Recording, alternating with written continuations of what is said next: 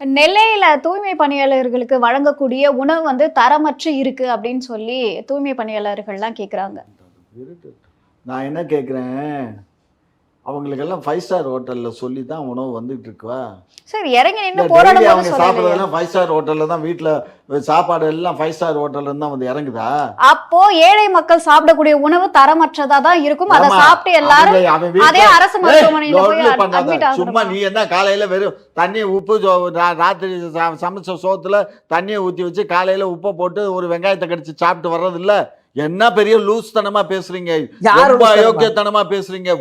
ஐயா என்ன சாப்பிடுறீங்க? தரம் இல்லாம இருக்கு சார். தரம் நீங்க என்ன கொடுக்கிற தரம்? உணவு வந்து சரியான முறையில வந்து என்னமா கொடுக்கணும். தரம்? ஐயா, இதெல்லாம் நாங்க கெட்டு போன சாம்பாரை கொடுக்குறீங்க. கெட்டு போன சாம்பார்னு சொன்னா உடனே எவன் சப்ளையரோ அவனை உடனே செருப்பை கழட்டி அடிக்க வேண்டியதானே? எதுக்குடா நீங்க தான் கெட்டு புடிச்சு போன உள்ள சாம்பார் ஓட்டுவீங்களே. கொடுக்குற? புடிச்சு உள்ள ஓட்டுருவீங்களா? அதெல்லாம் உள்ள போட உள்ள போட மாட்டோம். மாட்டீங்கல்ல, அடிக்கலாம்ல. காலையில தர வேண்டிய உணவு மதியம் இங்க பாரு, இப்ப கொடுக்குறீங்க. நான் போய் அடிக்கிறேன், இப்ப நான் போய் அடிக்கிறேன், இங்க கேஸ் பாரு, வந்து நீங்க பாத்துக்கிறீங்களா? சொல்றத கேளுடா, இதெல்லாம் கான்ட்ராக்ட்ல தான் குடுக்குறோமே அந்த தவிர கான்ட்ராக்ட்ல ஊழல் பண்றீங்களா? நீங்க காசை வாங்கிட்டு போய் கொடுத்தா அப்படித்தான் அதெல்லாம் லட்சமா இருக்கு. காசு